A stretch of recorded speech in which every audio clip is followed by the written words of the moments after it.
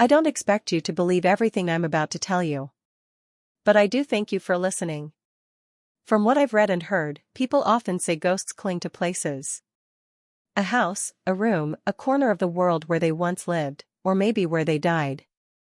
Almost everyone has heard the story of someone who moves into a new home only to discover they are not alone.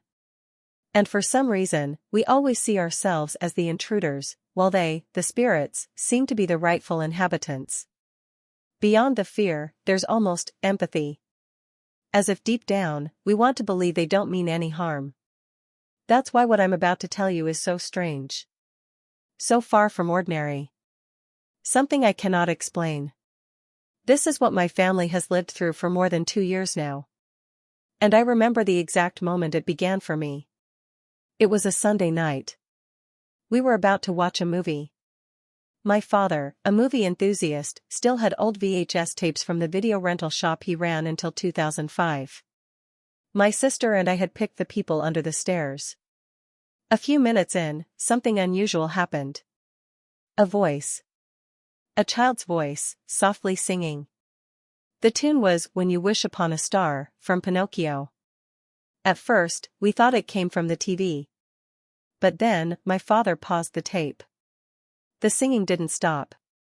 He looked at us, pale and confused, then began checking the house, room by room, corner by corner. And though he tried to stay calm, there was something in his voice that terrified us. Something that told us this wasn't good. Because it's not in our nature to fear the sound of a little girl humming. Unless you know there are no little girls in your house. When my father checked the last room, the singing stopped. I've never been able to listen to that song again. I can't even think of Pinocchio without feeling sick. But my father insisted we continue with the movie. So, we did. We all pretended nothing had happened. Pretended the world was still the same. But deep down, we knew something had changed forever. Even the popcorn tasted bitter that night. And once you know, truly know, that something not alive is inside your home, there's a hopelessness that no prayer can cover. 2 or 3 nights later, I was woken by my mother's scream. Terrified, desperate. Seconds later, I heard my father trying to calm her. My sister and I rushed to their bedroom. Mom was crying uncontrollably, sitting on the edge of the bed while Dad held her tightly. He told us to sleep in our grandmother's room that night. It had been left untouched since she passed away years earlier, filled with her belongings, her scent, her presence.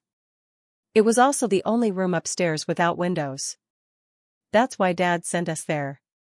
The next morning, we learned what had made Mom scream. She'd had a nightmare. She was reliving that first night, the moment we all heard the little girl's voice. But in her dream, she was alone, desperately searching the house for the child. Suddenly, a scream, loud, tearing, unnatural, burst inside her head. It woke her up. And when she opened her eyes, there it was. A face in the window. The face of a girl with no eyes. Smiling from ear to ear, floating in the night, staring right at her. My father woke up to her screams. The hardest part wasn't calming her down. It was convincing her there was nothing at the window, even though he had seen it too. That thing, whatever it was, had entered our home. And it wasn't leaving. They say ghosts can't hurt you. But I know that isn't true. The first time I saw her, I was carrying my laptop to the living room. I always liked to put the TV on in the background while I worked. As I walked past the dining room, something caught the corner of my eye. A white blur, sitting on the table. At first, I thought it was an animal. But then I froze. Because I heard a giggle. A giggle that nearly stopped my heart. I turned, and there she was. A little girl in a white dress, crouched on the table like some grotesque gargoyle. Her arms wrapped around her knees. Her hands twitching like an insect's. And she was smiling. God, I swear she was smiling. Slowly, she stood up on the table. Taller. Taller still. Her head nearly brushing the ceiling. Her neck bent unnaturally as she tried to fit beneath it. It wasn't human. Not even close. I screamed for my mother. My sister ran in, just as the thing vanished, like smoke, like it had never been there at all. But the terror remained. And I still don't know why, in that moment of panic, I called out for my mother, even though she wasn't there. Maybe because part of me knew I was going to lose her. Night after night, that thing consumed her. Drained her. She saw it more than any of us, sometimes a little girl, sometimes a child's body with the face of an old woman, sometimes a faceless corpse. Always smiling. Always rotting. 3 months after it all began, she couldn't take it anymore. It was a Tuesday evening when my father called me. His voice was broken. My mother had taken her own life. She chose the one place in the house the creature never dared enter, my grandmother's room. My sister found her. The paramedics said she had died just minutes before. Minutes. For months, my father and I carried that secret. We didn't tell my sister the detail that haunted us. When she opened the door that night, someone was pushing back from inside, and laughing. The same laugh we all heard for hours afterward. Mocking us. Celebrating. And ever since that night, our home hasn't just been haunted.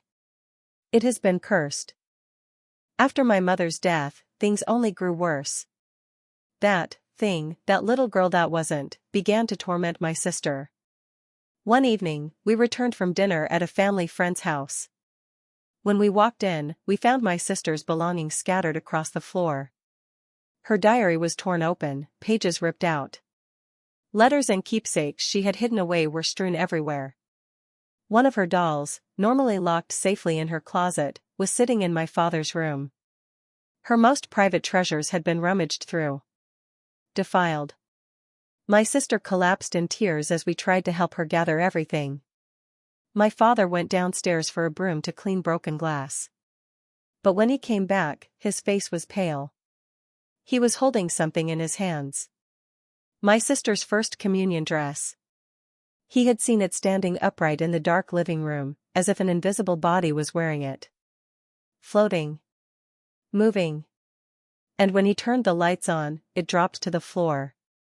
The smell that followed was unbearable, rotting flesh, thick and sour. We couldn't leave the house. It was our mother's home, the place we had grown up. My father refused to abandon it. And even if we wanted to, we couldn't afford to move. So we prayed. We blessed the rooms. We clutched rosaries until our knuckles went white. But whenever my sister or I prayed in desperation, the entity seemed to enjoy it. As if our fear was fuel. Eventually, my father spoke to a family friend, a priest. Reluctantly, he agreed to bless the house. He didn't know the whole story, of course. Perhaps he thought he was helping us cope with grief. He came with an elderly woman named Dona Carmen, a church volunteer who often helped him. The priest sprinkled holy water, whispered blessings in Spanish and Latin, and left. We thought that was the end of it. But later that same night, long after midnight, someone knocked at our door. It was Dona Carmen. We invited her in, and she sat with us over coffee. She asked us to be honest. To tell her what was really happening. For the first time, we did. We poured out every secret, every scream, every apparition. And she believed us. That simple fact, that someone outside our family believed us, broke something inside. We cried like children as we told her everything. She listened. Patiently. Calmly. And when she finally stood to leave, she told us. You must be strong. Stronger than ever. And you must take care of each other. The next morning, she returned with holy water, religious icons, and another priest, an old man, retired, but with a presence that filled the house with peace. He stayed the entire day. And when we returned home that night, exhausted, he admitted he didn't have the strength to face something like this for long. But he promised he would return every month, to bless the house again and again, as many times as necessary. For 3 days, the house was quiet. 3 beautiful, silent days. Until the others arrived. It was only 3 days of peace. Then the house erupted. One evening, while visiting old friends, my father's phone rang. It was a neighbor. Something was happening at our home. At the same time, I received a WhatsApp message from my uncle Jose Antonio, my mother's brother, who owned a small restaurant just a few blocks away. "Come right now," he wrote. When we arrived, we found nearly the entire neighborhood gathered outside our house. The front door stood wide open. Every light was blazing. And in the windows, black shadows moved as if people were pacing inside. But there was no one there. Hours earlier, neighbors had heard horrible screams. Voices of agony, of pain, and laughter. Vulgar, mocking laughter. They crowded outside, but none dared to enter. Some called the police. Others ran to fetch my uncle. He didn't hesitate. He smashed a window and climbed inside. The neighbors watched him disappear into the darkness. The screams cut off a moment later. But my uncle didn't come out. Minutes later, police arrived. 2 patrol cars. They forced the front door open and searched the house. Inside, they found my uncle collapsed, unconscious. Paramedics carried him out. By the time we reached him, he was awake again, pale, trembling, sobbing. I had never seen my uncle like that. Not even at my mother's funeral. He clung to us as he told us what happened. The house was impossibly dark, he said, as though the moonlight couldn't touch it. None of the lights worked. He ran upstairs, chasing the screams, until he reached my grandmother's room. And there, at the end of the hallway, lit faintly by the window, a little girl. A little girl with the face of an old woman, smiling wide. And she was holding hands with a woman, tall, naked, her skin hanging in strips from her body. He tried to shine his phone's flashlight, but the figures vanished. As he turned to run, something struck him hard in the stomach. He couldn't see it, but it was right in front of him. The darkness was so dense it was like being blind. Thinking it was a piece of furniture, he reached out and touched something round. Hard. Damp. Hair clung to his fingers. Skin peeled off beneath his touch. And then, it laughed. The girl's laugh. He felt it rumbling in his hands, as though he were holding her head. The next thing he remembered was a police officer shaking him awake. When he finished his story, my uncle wept uncontrollably, like a child. My father asked him why. Why he had run into the house when he heard the screams, instead of waiting for the police. And my uncle, voice breaking, whispered. Because one of the voices was your mother's. After that night with my uncle, the house changed again. It was no longer just the little girl. Others had come. And the most terrifying of them was the heavy woman. We first became aware of her through Father Max, the retired priest who came with Dona Carmen. On one of his visits, he focused his prayers in my sister's bedroom. He knelt by the window, whispering in Latin, when a noise came from above. Something had fallen on the roof. And then, it began to crawl. Slow, dragging movements scraped across the ceiling until they reached the corner above my sister's closet. The priest heard the closet door creak open. He turned, there was nothing there. But he felt it. The stare. Heavy, pressing, staring out of the darkness inside. He knew these things could only be seen out of the corner of the eye, or in reflections, never head-on.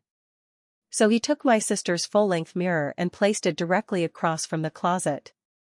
Then he continued praying, facing the mirror. And that's when it appeared. In the dim reflection, something began to take shape.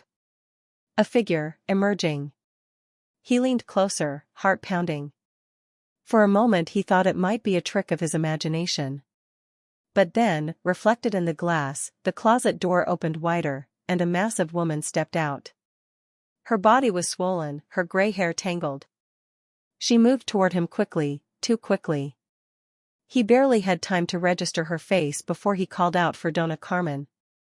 Later, she told us what he had seen. The heavy woman. The third presence in our home.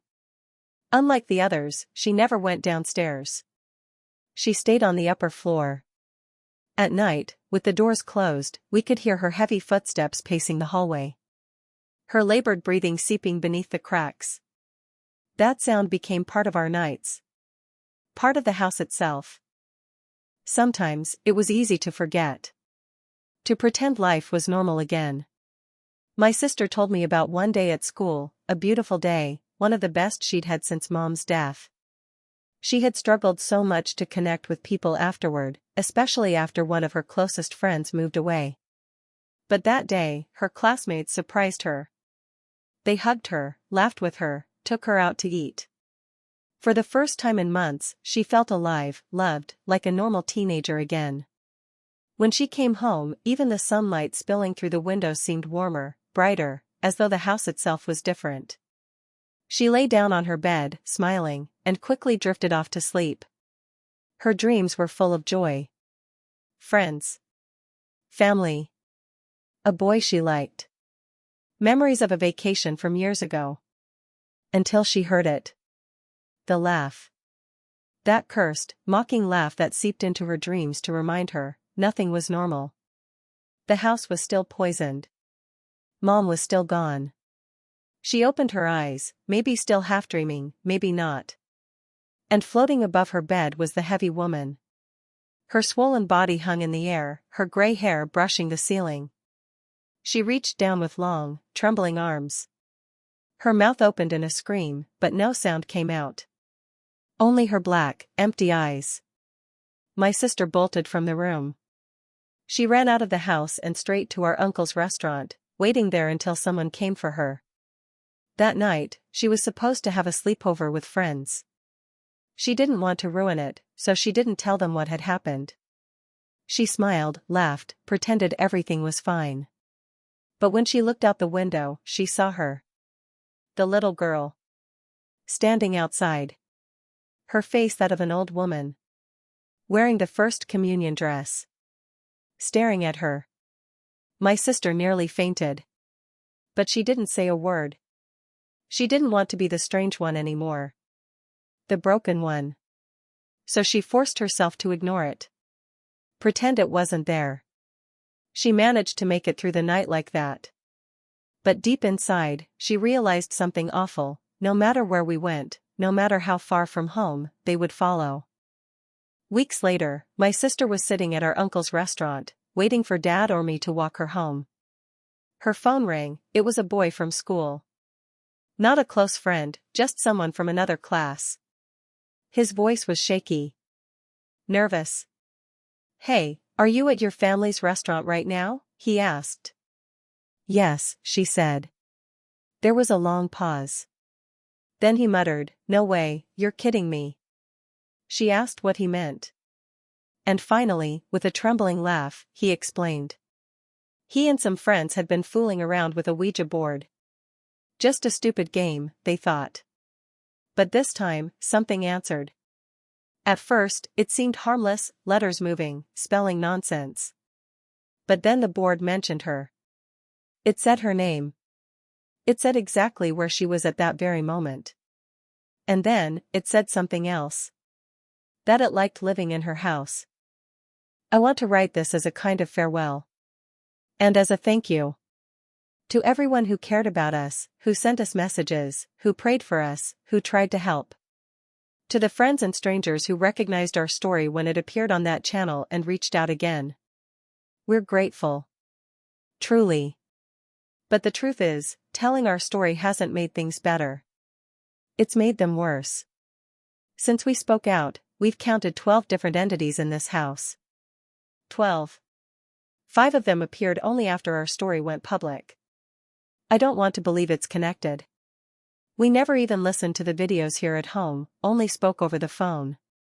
But still, the timing is too precise to ignore. For a few weeks, after one of your calls, the nights were strangely quiet. Too quiet. Like the calm before a storm. No footsteps. No laughter echoing from empty rooms. No breathing in the dark. We even dared to share memories of Mom aloud, laughing, for the first time in months. But then it ended. Past 2 in the morning, someone knocked at my sister's door. It was her, asking for help. Something had happened to Dad. We ran out and found him at the bottom of the stairs, unable to move. He wasn't unconscious, just paralyzed by pain. The ambulance came quickly, but the damage was done. He had broken his arm and injured his back. And worst of all, he told us what had happened. He had been heading downstairs when he heard a voice behind him, my voice. He turned, but there was nothing. Then, as he stepped onto the stair, he felt two hands shove him hard from behind. The fall was brutal. And in that moment, we realized the unthinkable. The things in this house could touch us now. They could hurt us.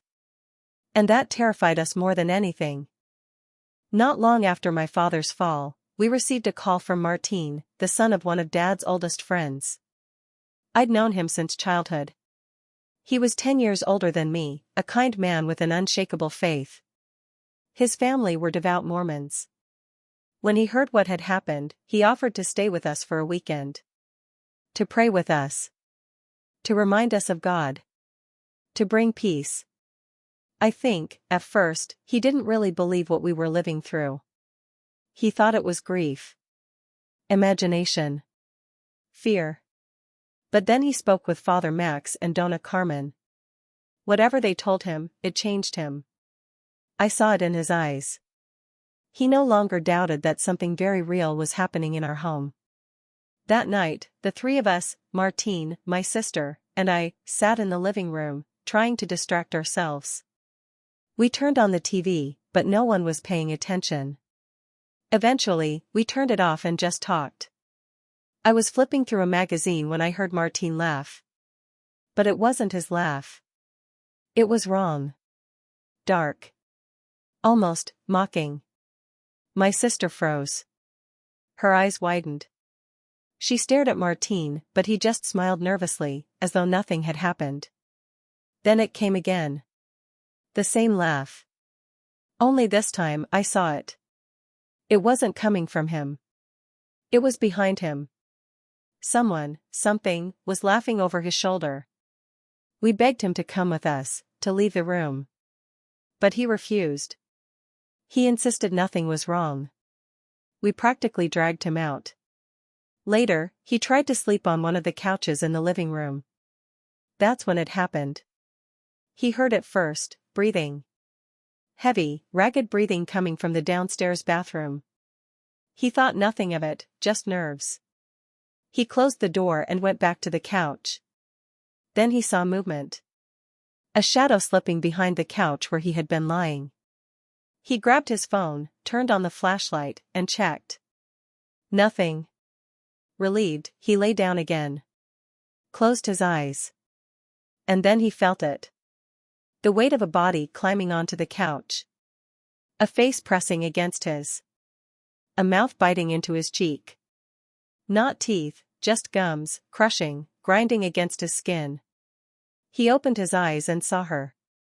An old woman, her face inches from his, gnawing at him. Martine screamed and rolled off the couch, scrambling for the light. When he flicked it on, nothing. No one. No trace of what had happened. He spent the rest of the night in his car, trembling, staring at the house. From there, he swore he saw the curtains in my father's room moving. As if someone was watching from inside. But Dad was upstairs, injured, unable to walk. And Martine knew it. That was the last night he ever stayed with us. I think this is where I have to stop. There are things I won't share, too painful, too personal, especially for my sister and father. People online who have never lived through anything like this would only call us liars, and I refuse to expose my family to that cruelty again. But I don't regret telling our story. Not at all. Because through it, people reached out. Some prayed for us. Some came back into our lives when we needed them most. For that, I am grateful. Still, I wouldn't recommend anyone else do what we did. Because if even our own relatives doubted us, imagine what strangers say. We've given up. We're leaving this house. Yes, the house of my childhood.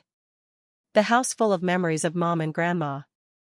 The house where everything changed.